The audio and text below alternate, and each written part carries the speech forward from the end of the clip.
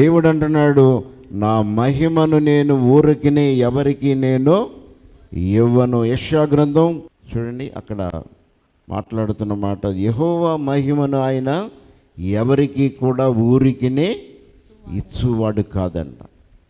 ఎందుకంటే ఆయన మహిమ శక్తివంతమైనది కనుక తన ప్రియులు వారికి ఇవ్వాలని ఆయన కోరుకుంటున్నాడు. వారు కూడా ప్రయాసతో నడిచేవారు, ఎక్కేవారు, శ్రమలైన వేదనలైనా భరించగలిగిన వారి ఆ పర్వతం మీద వారు నిలబడగలుగుతారు. అంతేకాని అందరూ కూడా నేను కొంతకాలం విశ్వాసిగా అని చెప్పి సాక్ష్యాలు గొప్పగా చెబుతారు, కానీ వారి సాక్ష్యము అంతవరకే, నిలబడేవారు మాత్రము కాదు. అది నిలబడాలంటే ప్రయాసతో వేదనతో కూడింది కనుక దేవుడు అందరికీ సహాయం చేస్తాడు.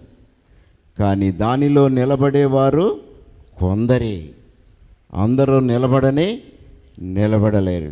కనుకనే దేవుడు అక్కడ ఏమన్నారు చెప్పండి, కీర్తన గ్రంథము 128:5 అక్కడ చూడండి.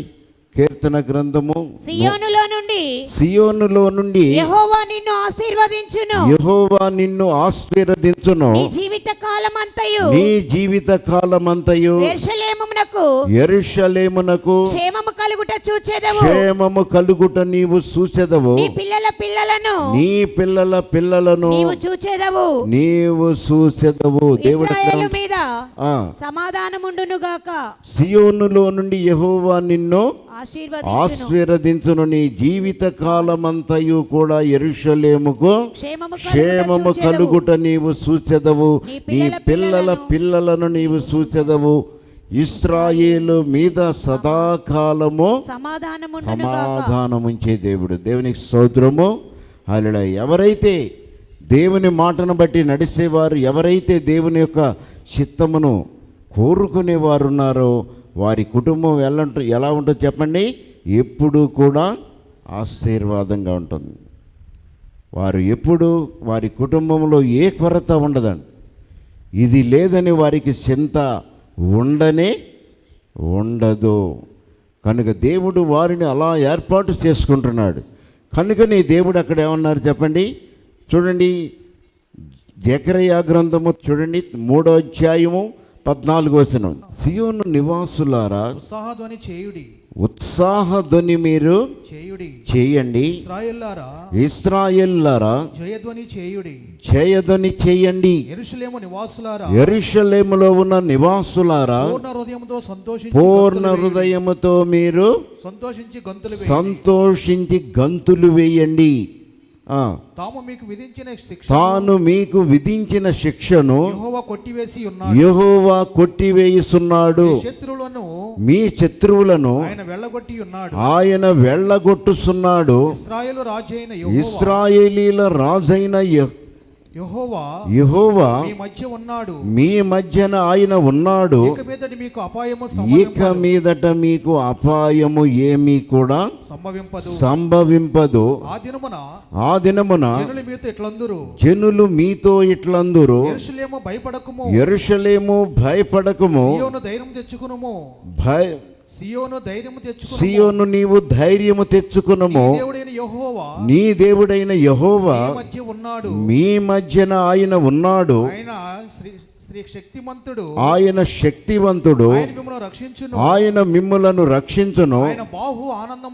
ఆయన తన బాహువ ఆనందముతోను మీ యందు ఆయన సంతోషించును. నీ యందు తనకున్న ప్రేమను బట్టి శాంతము ఆయన మీ పక్షాన వహించి నీ అందలి సంతోషము చేత ఆయన హర్షించుచున్నాడు. సియోను నివాసులారా ఉల్లసించండి, ఉల్లసించి ఇశ్రాయేలులారా జయధ్వని చేయండి. యెరూషలేము నివాసులారా పూర్ణ హృదయముతో సంతోషించి మీరు గంతులు వేయండి. దేవుని స్తోత్రము. హల్లెలూయా. ఆయన మీ శత్రువులను ఆయన వెళ్ళగొట్టుచున్నాడు. ఆయన మీ మధ్యలో నివాసము చేస్తున్నాడు. ఆయన మీ అందు ఇక ఎన్నడూ కూడా మీ అందున్న దోషాన్ని ఆయన కొట్టివేస్తున్నాడు. ఇక మీ శత్రువులను మీ ఎదుట నిలబడకుండా ఆయన ఏం చేస్తున్నాడు చెప్పండి? వారిని వెళ్ళగొట్టుస్తున్నాడు. నీ దేవుడైన యెహోవా మీ మధ్యన ఉన్నాడు. ఆయన శక్తివంతుడు. ఆయన మిమ్ములను రక్షించును. ఆయన తన బహు ఆనందముతో సంతోషించును. నీ యందు తనకున్న ప్రేమను బట్టి శాంతము వహించి మీ యందు సంతోషము చేత ఆయన హర్షించుస్తున్నాడు. దేవుని స్తోత్రము. హల్లెలూయా. దేవుడు తన ఏర్పాటు చేసుకున్నవారు ఏ శత్రువైతే మిమ్ములను నెమ్మది లేకుండా మీకు శాంతి లేకుండా చేస్తున్నాడో, ఏ శత్రువుకు మీరు ఇప్పుడు వరకు దాసులయ్యారో ఆ శత్రువు చేతి నుండి ఆయన మిమ్మల్ని విడిపించడానికి ఈరోజు ఆయన శాంతము వహిస్తున్నాడు. దేవుని స్తోత్రము. అలా మీరు సంతోషించండి, సంతోషముగా ఉండండి, పాటలు పాడండి. ఆయన మీ మధ్యలో ఉన్నాడు, మీకు తోడుగా ఉన్నాడు కనుక ఆయన మిమ్మలను ఆనందింపచేస్తాడు. అన్యజనులు మిమ్మలను చూచి వారి మధ్యనున్న దేవుడు ఎంతో శక్తివంతుడని తెలుసుకుంటారు. దేవుని స్తోత్రము. అలా కనుక దేవుడు తన బిడ్డల ఎడల శక్తి లేకపోయినా విశ్వాసము కలిగిన వారికి బలాన్నిచ్చి శక్తినిచ్చి ఆయన తన నివాసములో ఏర్పాటు చేసుకున్న వారిని ఎన్నడూ కూడా బయటికి పంపించే దేవుడు కాదంట. వారిని ఏర్పాటు చేసుకున్న వారిని బలపరిచి వారికి బలాన్నిచ్చి ఆ నివాస స్థలములో వారిని నివసింప చేసే దేవుడు. దేవుని స్తోత్రము. అలాంటి దేవుడు, శక్తివంతుడైన దేవుడు ఆయన మీ మధ్యనున్నాడు కనుక మీ అందు ఆయన ఎన్నడూ కూడా ఇక అసహ్య పడడు. మీరు ధైర్యముగా ఉండండి, మీరు ధైర్యం వహించండి. మీ దేవుడు ఎంతో శక్తివంతుడై ఉన్నాడు. చూడండి 20వ వచనం చూడండి.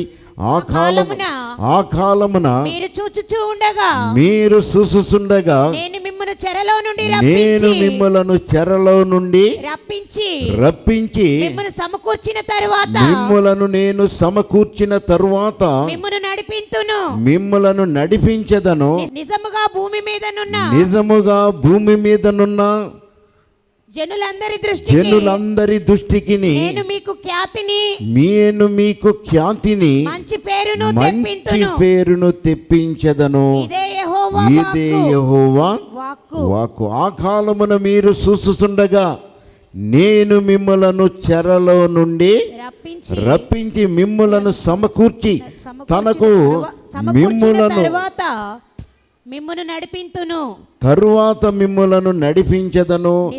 నిజముగా భూమి మీదనున్న జనులందరి దృష్టికి నేను మీకు ఖ్యాతిని మంచి పేరును నేను కలగజేస్తాను. దేవుని స్తోత్రము.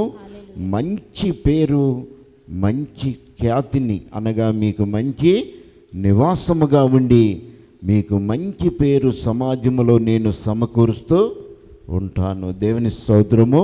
హల్లెలూయా. కనుక ఈ దేవుడు మాట ఇచ్చి ఆయన నెరవేర్చే దేవుడు కనుక ఇప్పటి వరకు మీరు శత్రువుల చేత బాధించబడుతూ శత్రువులకు మీరు శోధించబడే వారిగా ఉంటే ఆయనను మీరు ఆరాధిస్తే ఆయనను కోరుకుంటే సియోను నివాసులారా మీరు బహుగా సంతోషించండి. మీ ప్రాకారముల చుట్టూ ఆయన ప్రాకారముగా ఉంటాడంట. చూడండి యెషయా గ్రంథములో ఆయన ఏమంటున్నారు చెప్పండి. 49:14 వరకు చూస్తే ఆయన ఏమంటున్నారు చూడండి. అయితే సియోను యెహోవా నన్ను విడిచిపెట్టి ఉన్నాడని ప్రభు నన్ను మరచి ఉన్నాడని అనుకొనుచున్నది. తన గర్భమున పుట్టిన బిడ్డనైనా కరుణింపకుండా తన చంటి పిల్లను మరచునా వారైనా మరచుదురు కాని నేను నిన్ను మరువను. చూడుము నా అరచేతుల మీద నిన్ను చెక్కి ఉన్నాను. నీ ప్రాకారములు నిత్యము కూడా నా ఎదుటనే ఉన్నవి. అయితే సియోను అనుకుంటుంది దేవుడు నన్ను విడిచిపెట్టి ఉన్నాడు. విడిచిపెట్టేశాడు. దేవుడు ఇక నన్ను మర్చిపోయాడు. దేవుడు వాగ్దానం చేశాడు కానీ ఈరోజు నన్ను విడిచిపెట్టి వేశాడని సియోను ఎంతగానో బాధపడుతుందంట. దేవుడు ఏమన్నారు చెప్పండి? ప్రభు నన్ను మరిసినని అనుకొనుస్తున్నది స్త్రీ తన గర్భమున పుట్టిన బిడ్డనైనా కరుణింపకుండా తన చంటి పిల్లలైన మరుసున వారైనా మరుస్తారేమో. నేను మాట ఇస్తే నేను నిన్ను మరవను. చూడుము నా అరచేతులు, దేవున్నారు చెప్పండి, నేను నిన్ను నా అరచేతుల మీద చెక్కి ఉన్నాను, నీ ప్రాకారాలు చుట్టూ నా ఎదుటనే ఉన్నాయి. దేవుని స్తోత్రము, హల్లెలూయా. చూడు నీ ప్రాకారాలు నా ఎదుటనే ఉన్నాయి, నా అరచేతుల మీద నేను నిన్ను చెక్కి ఉన్నాను.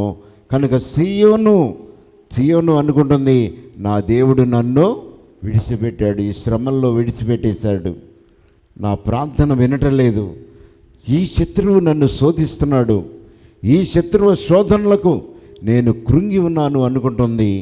సియోను అనుకున్న దేవుడు అంటున్నాడు, నేను నిన్ను విడవను. దేవుని స్తోత్రము, హల్లెలూయా. ఆయన విడవడు, ఎడబాయుడు. ఆయన మాట ఇచ్చిన దేవుడు నిలబడి తన బిడ్డలకు ఏం చేశాడు చెప్పండి? ఆలోచన చేసి స్థిరమైన పునాదిని ఆయన భూమి మీద వేసినవాడు. ఆయన తన సంఘమును కట్టడానికి, తన సంఘములో ఏర్పాటు కలిగిన వారిని దానిలో నివాసము చేసి వారిని నివసింప చేయటానికి ఆయన యెరూషలేమును ఆయన కోరుకొని ఉన్నాడు. దేవునికి స్తోత్రము, హల్లెలూయా. దానిలో వారికి పేరు ప్రఖ్యాతలను కలగచేసే దేవుడు. భూమి మీదున్న సకల జాతి వారిని చూసి ఎంతో సంతోషిస్తారు. కనుక సకల జాతి కూడా వారిని విసర్జించిన వారందరూ కూడా సిగ్గుపడే పరిస్థితిని ఆయన వారికి కలగజేస్తాడు. దేవునికి స్తోత్రము, హల్లెలూయా. కనుక దేవుడు తన బిడ్డలకు సియోను పర్వతాన్ని నివాసాన్నిగా, వారికి నివాసముగాను ఆశీర్వాదంగాను దేవుడిచ్చాడు. ఆ సియోను కోట ఈరోజు దేవుడు ఏర్పాటు చేసుకున్న మానవ జాతికి ఎంతో రక్షణ కోటగా ఉన్నది. దేవునికి స్తోత్రము, హల్లెలూయా. ఆ కోటలో మనం అందరం కూడా ప్రవేశించాలి. కనుక అక్కడికే మనం యెరూషలేము వెళ్ళాలని కాదు. దేవుడు ఏ స్థానమందు ఏర్పాటు చేసుకుని ఏ స్థానములో నీకు నివాసాన్ని ఏర్పాటు చేశాడో ఆ కోటలో నీవు ఎన్ని శ్రమలున్నా, ఎన్ని వేదనలున్నా దానిలో నీవు నివాసము ఏర్పాటు చేసుకుని స్థిరముగా ఉండాలి. దేవునికి స్తోత్రము, హల్లెలూయా. కనుక ఆ కోటలో ఎన్నో శ్రమలు ఎక్కేటప్పుడు నీకు రావచ్చు, శ్రమలు కలగొచ్చు. ఆ నడిపింపులో అనేక శ్రమలు కలిగిన ఆ కోటలో నీవు ఎక్కి ఆ శ్రమల గుండా నీవు వెళ్ళినప్పుడు దేవుడు తప్పకుండా శ్రమల్లోంచి విడిపించి నీకు పేరు ప్రఖ్యాతలు కలగజేస్తాడు. ఈ లోకములో సకల జాతి మనుషులు తన బిడ్డలు నివాసములను చూసి సంతోషిస్తారని దేవుడు తెలియపరుస్తూ ఉన్నాడు. దేవుని స్తోత్రము, హల్లెలూయా. కనుకనే జకరియా గ్రంథం 9వ అధ్యాయములో ఆయన 9వ వచనములో మాట్లాడుతున్నాడు, సియోను నివాసులారా మీరు బహుగా, సియోను నివాసులారా బహుగా మీరు బహుగా సంతోషించండి. యెరూషలేము నివాసులారా, యెరూషలేములో ఉన్న నివాసులారా ఉల్లాసముగా ఉండండి. మీ రాజు నీతిపరుడు రక్షణ కలిగిన వాడు దీనుడై గాడిద పిల్లను ఎక్కి ఆయన మీ యొద్దకు ఎలా వచ్చాడు చెప్పండి? దీనుడుగా వచ్చాడండి. సియోను నివాసులారా బహుగా మీరు సంతోషించండి. మీ రాజు ఎలాంటి వాడు చెప్పండి? నీతిపరుడు రక్షణ కలిగిన వాడు దీనుడై నీ యొద్దకు ఆయన వచ్చి ఉన్నాడు. దేవునికి స్తోత్రము, హల్లెలూయా. దీనత్వంలో ఉన్నాడు. తన బిడ్డలను తన నివాసంలో ఏర్పాటు చేసుకోవటానికి, వారందరినీ కూడా తన బిడ్డలకు రక్షణ ఆనందాన్ని కలగచేయటానికి ఆనాడు ప్రభు ఈ లోకంలో తన దీనత్వాన్ని తెలియపరిచాడు. సమస్త మానవ జాతికి సియోను కోటగా నేను ఏర్పాటు చేసుకున్నాను. ఆ కోటలో నా బిడ్డలందరూ పర్వతం మీద నివాసము చేస్తారు. కనుక ఆనాడు శ్రమించిన వారు, వేదన పడిన వారు, ఆనాడు నిందల పాలైన వారు, అవమానపడిన వారు అందరూ కూడా వారి అవమానాలన్నీ సంతోషంగా నేను ఆనందంగా మారుస్తాను. దేవుని స్తోత్రము. హల్లెలూయా. కనుక సియోను ఈలోగా మరి ఏమనుకుంటాను చెప్పండి, ఆ దేవుడు నన్ను విడిచిపెట్టాడని బలహీనురాలు కాకుండా మీరు ధైర్యము వహించండి. తల్లి అయినా మరుసనేమో కానీ నేను నిన్ను మరువను. దేవుని స్తోత్రము. హల్లెలూయా. కనుక దేవుడు మిమ్మల్ని ఎన్నడూ కూడా మరువడు, విడిచిపెట్టడు. తప్పకుండా ఆయన నిన్ను కాపాడుతాడు.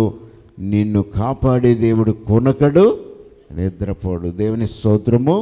హల్లెలూయా. కనుక మన దేవుడు శక్తివంతుడు కనుక ఆయన సియోనులో నీ కొరకు రాతిని వేసినవాడు. ఆయన ఎన్నడూ కూడా నిద్ర పోడు. దేవుని స్తోత్రము. హల్లెలూయా. దేవుని వాక్యము దీవించునుగాక. హల్లెలూయా. అందరికీ నా హృదయపూర్వక వందనాలు. అయ్యగారికి, అమ్మగారికి నా హృదయపూర్వక వందనాలు చెప్తున్నాను. ఇక్కడ కూడి ఉన్న మీ అందరికీ నా వందనాలు. నా పేరు పండు అండి. నేను బొడపాడు నుండి వస్తాను. ఈ చర్చికి రాకముందు నేను ఈ లోకంలో ఎన్నో పాపాలు చేశాను. దేవుడి 10 ఆజ్ఞలు ఉన్నాయి కదా, వాటికి అన్నిటికీ నేను విరుద్ధంగానే నడిచాను.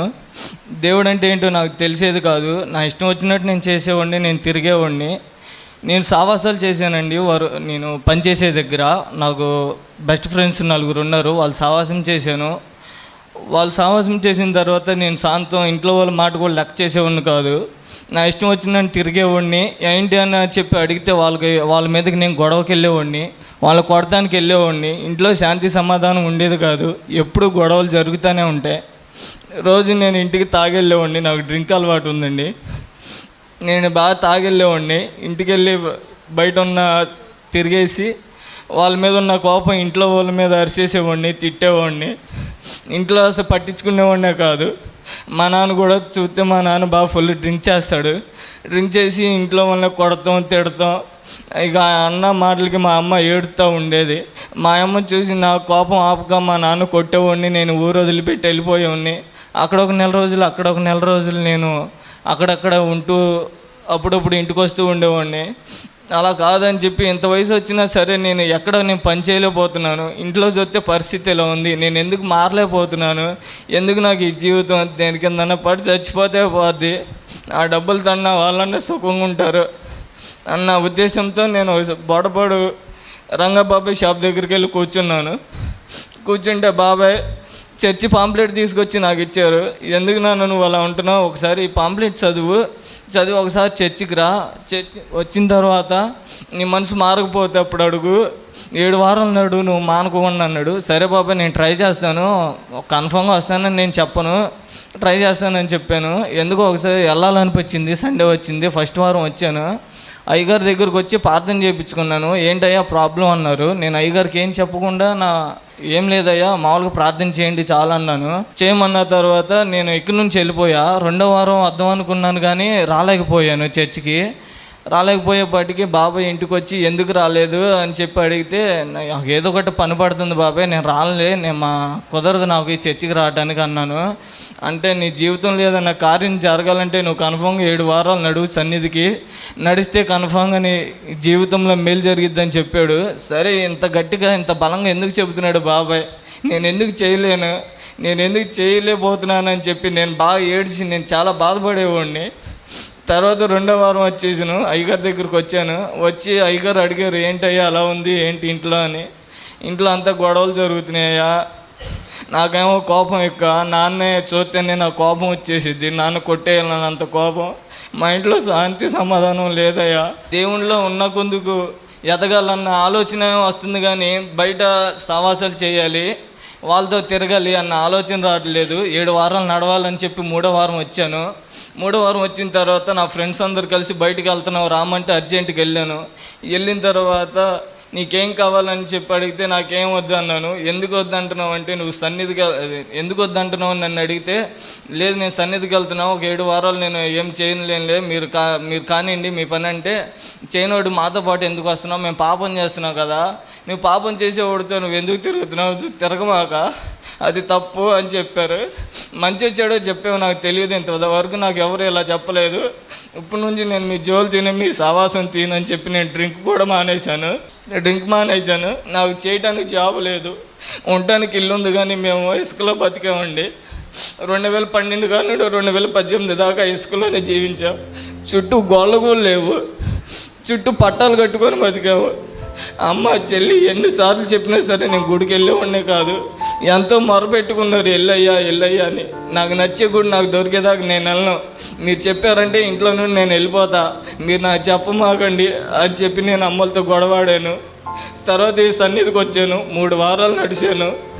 4వ వారం అమ్మగారి దగ్గరికి వెళ్ళి, అమ్మ నా కుటుంబం ఈ సన్నిధికి నడవాలమ్మా, ఇక్కడ ఎన్నో సాక్ష్యాలు నిలబడుతున్నాయి, నా కుటుంబం సాక్షి కూడా ఇక్కడ నిలబడాలని చెప్పి నేను అమ్మగారితో ప్రార్థన చేయించుకున్నాను.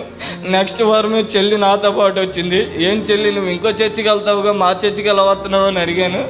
అని నీ మనసు మారిందనయ్య, నువ్వు మారావు, నాకు తెలుస్తుంది, నేను నీతో పాటు వస్తాను అన్నయ్య, నీతో పాటు నీ సన్నిధికి వస్తానని చెప్పి వచ్చింది చెల్లి.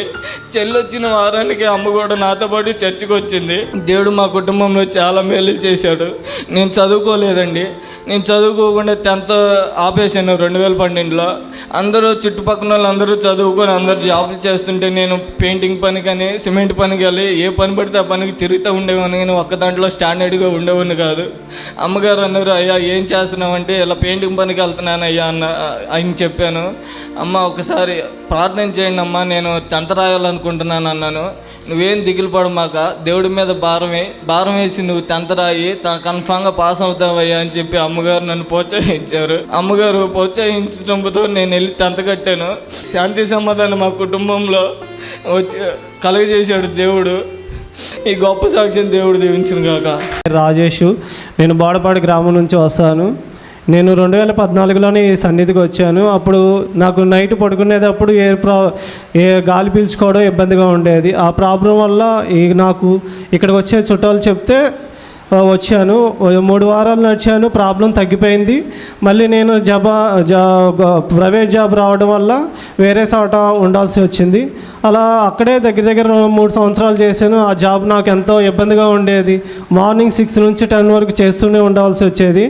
ఇంకా నేను ఆ జాబ్ చేయలేనని, ఇంక నాకు ఎలాగైనా గవర్నమెంట్ జాబ్కి ట్రై చేయాలని 2017లోనే ఆ జాబ్కి రిజైన్ చేసేసాను. 2015 నుంచి ఈ విజయవాడలోనే బ్యాంక్ కోచింగ్లో జాయిన్ అయ్యాను. బ్యాంక్ కోచింగ్ జాయిన్ అయ్యాను. 1 సంవత్సరం పాటు పడిన బ్యాంక్ ఎగ్జామ్స్ అన్నీ రాస్తూనే ఉండేది. దగ్గర ఎలా అంటే సంవత్సరానికి 10 నుంచి 12 ఎగ్జామ్స్ రాస్తూనే ఉండేది. ఏ ఒక్క జాబ్ వచ్చేది కాదు. ఏంటయ్యా ఇంత కష్టపడి చదివి రాస్తున్నా సరే ఏం రావట్లేదు అని ఎంతో కుమిలిపోయాను. నా బాధ ఎవరికి చెప్పుకునేవాడు. కానీ అలాగే 2018 గడిచిపోయింది. 2018 ఆగస్టులోనే నేను మళ్ళీ తిరిగి సన్నిధికి వచ్చాను. అప్పుడు ఎలా అంటే నా యొక్క స్వార్థంతోనే వచ్చాను. ఎలాగైనా ఆ సన్నిధికి వెళ్తే సాక్షి అది కార్యం జరిగిద్ది, ఆ సన్నిధిలో గ్యారెంటీకి జాబ్ వచ్చేంత వరకు వెళ్ళి మళ్ళీ మానేయవచ్చు అన్న ఆలోచనతోనే 2018 ఆగస్టులోనే వచ్చాను. 2018 ఆగస్టులోనే SBI క్లర్క్ ప్రిలిమ్స్ రాశాను. ప్రిలిమ్స్లో పాస్ అయిపోయాను. మెయిన్స్లో జస్ట్ 2 మార్క్స్లో ఆ జాబ్ మిస్ అయిపోయింది. ఏంటో జాబ్ మిస్ అయిపోయింది అంటే నేను ఈ సన్నిధికి వచ్చాను, కానీ నా కృతజ్ఞతతో అంటే నా స్వార్థానికి ఆ రోజు నేను వచ్చాను. ఎలాగైనా 3-4 వారాలు నడిస్తే జాబ్ వచ్చేసింది, తర్వాత మన ఇష్టం వచ్చినట్టు మానేయవచ్చు, అడిగేవాళ్ళు ఎవరు ఉన్నాను అన్న ఆలోచనతోనే నేను ఆ సన్నిధికి వచ్చాను. ఆ విధంగా నా జాబ్ మిస్ అయిపోయింది. మళ్ళీ సన్నిధికి రావడం మానేశాను. తిరిగి 2019 జనవరి నుంచి నేను జనవరి 1st తారీఖునే అనుకున్నాను, గ్యారెంటీగా విశ్వాస మందిరంలో నేను నిలబడాలి, సాక్షిగా నిలబడతాను. నాకు జాబ్ వచ్చినా రాకపోయినా నేను విశ్వాస మందిరంలో సాక్షిగా నిలబడతాను అనుకున్నాను. అలాగే 2019 జనవరి 21న IPPS క్లర్క్ మెయిన్స్ ఎగ్జామ్కి రాయాలి. ఆ రోజు ఎవరితో ప్రార్థన చేయించుకోలేదు, మా పాస్టర్ గారితో కూడా ప్రార్థన చేసుకోలేదు. ఆ రోజు అమ్మగారికి ఈ సన్నిధికి వచ్చి బలిపీఠం ముందే అమ్మగారితో ప్రార్థన చేయించుకొని వెళ్ళాను. జనవరి 21న ఎగ్జామ్ రాశాను. ఆ ఎగ్జామ్ రిజల్ట్స్ ఏప్రిల్ 1st తారీఖున వచ్చాయి. ఏప్రిల్ 1st తారీఖున వచ్చాయి, మీరు సెలెక్ట్ అయ్యారు బ్యాంక్ ఆఫ్ ఇండియాలో క్యాషియర్గా అని వచ్చింది. అప్పుడే అయ్యగారికి ఫోన్ చేసి చెప్పాను, అమ్మగారు ఇలా జాబ్ వచ్చిందండి అని ఫోన్ చేసి చెప్పాను. మళ్ళీ పర్సనల్గా వచ్చి కలిసి మాట్లాడాను. అలాగే జాబ్ వచ్చింది, అంతా అయిపోయింది, సర్టిఫికేట్ వెరిఫికేషన్ అయిపోయింది, మెడికల్ టెస్ట్ జరిగింది, ఏ ప్రాబ్లం రాలేదు. మరి జూన్ 1వ తారీఖున నాకు మీరు 15వ తారీఖు లోపు బ్యాంకులో రిపోర్ట్ చేయాలి అని వచ్చింది. ఆ పోస్టింగ్ కూడా ఎక్కడో తణుకు అంటే తణుకు నుంచి లోపలికి ఇంకా 30 కిలోమీటర్ల లోపలికి వెళ్ళాలి. అది బాగా పక్క రూరల్ ఏరియా, అంటే పల్లెటూరు, అసలు అక్కడ ఏం దొరకవు, కానీ బ్యాంక్ ఉంది. నాకు జాబ్ వచ్చిన ఆనందం కంటే నాలో ఒక చెప్పుకోలేని బాధ ఉంది. ఆ బాధ నేను దగ్గర 2016 నుంచి ఆ బాధ పడుతున్నాను. ఆ బాధ ఇంట్లో వాళ్ళకి చెప్పలేదు, మా అయ్యగారికి చెప్పలేదు, ఎవరికి చెప్పలేదు. ఆ బాధ నేను చెప్పుకోలేనిది. ఏ విధంగా అంటే నేను ఒక్కడిని ఎక్కడికి వెళ్ళలేను, ఏమీ చేయలేను. అసలు నువ్వు ఎక్కడికైనా ఒక్కడికి వెళ్తే నువ్వు అసలు ఉండగలవా, అసలు ఒక్కడే ఏం చేయగలవు, మళ్ళీ తిరిగి వస్తావా ఇంటికి అని ఏదో ప్రేరేపణ నాలో వస్తూ ఉండేది. ఆ బాధ నేను ఆ జాబ్ వచ్చిన కంటే జూన్ 1వ తారీఖు నుంచి ఆ బాధ ఇంకా పెరిగిపోయింది. ఒక్కడనే ఉండాలి, అసలు జాబ్ చేయగలనా, ఎందుకు ఆ జాబ్ నాకు, అదేదో ఇక్కడే ఏదో ఒకటి ప్రైవేట్ జాబ్ చేసుకోవచ్చు అన్న తలంపులో నాకు ఇంకా బాధ పెరిగిపోయింది. ఇంక జాబ్ 15వ తారీఖు జాయిన్ అవ్వాలి, 13వ తారీఖున వెళ్ళి జాయిన్ అవుదాం అనుకుంటున్నాను. ఇంకా 2 రోజుల్లో ఇంకా బాధ విపరీతంగా పెరిగిపోయింది. ఎలా అంటే నన్ను ఒక విధంగా ప్రేరేపిస్తుంది. కూర్చొని లెటర్లు కూడా రాసేసాను. అసలు నా బాధ ఏంటయ్యా, ఎంత కష్టపడ్డాను, జాబ్ వచ్చింది, మీ సన్నిధిలో సాక్షిగా నిలబడ్డాను, నాకు ఏంటి ఈ బాధ అనుకున్నాను. ఆ రోజు వెళ్ళే ముందు అయ్యగారితో మాట్లాడాను. అయ్యగారు ఇలా ఉంటుందని చెప్పాను. అయ్యగారు ఆ రోజు నాకు మాట్లాడపోతే అసలు నాకు ఏమయ్యేదో కూడా తెలియదు. అసలు ముందు నేను ఈ సన్నిధిలో ముందు ఇలా సాక్షిగా నిలబడతానో కూడా తెలియదు. ఆ రోజు అయ్యగారు సాయంత్రం పూట కూర్చోబెట్టి, నువ్వు వస్తున్నావు, వెళ్తున్నావు, ఏదో నామకార్థంగా వస్తున్నావు, కూర్చుంటున్నావు, వెళ్ళిపోతున్నావు, ప్రార్థన చేయించుకొని వెళ్ళిపోతున్నావు, కానీ నీ యొక్క మనస్ఫూర్తితో నువ్వు దేవుని దీవించట్లేదు, ప్రార్థించట్లేదు అని చాలా గట్టిగా. ఎలా అంటే ఆ రోజు అయ్యగారి ద్వారానే నాకు దేవుడు నాతో మాట్లాడాడు. ఆ రోజు నేను మర్చిపోలేదు. నాలో ఉన్న సాతాను అప్పుడే ఆ క్షణమే వెళ్ళిపోయింది. ఏంటంటే చాలా గద్దింపుతో చెప్పారు, నీ ప్రార్థనలో నువ్వు వస్తున్నావు, వెళ్ళిపోతున్నావు, కానీ దేవుడి సన్నిధిలో నీ యొక్క హృదయాన్ని సమర్పించు ముందు, అప్పుడే నీకు దేవుడు నీలో ఉన్న ఒక సాతాన్ని తీసేస్తాడు. చాలా గద్దింపుతో చెప్పారు. ఆ క్షణమే నాలో ఉన్న సాతాను వెళ్ళిపోయింది.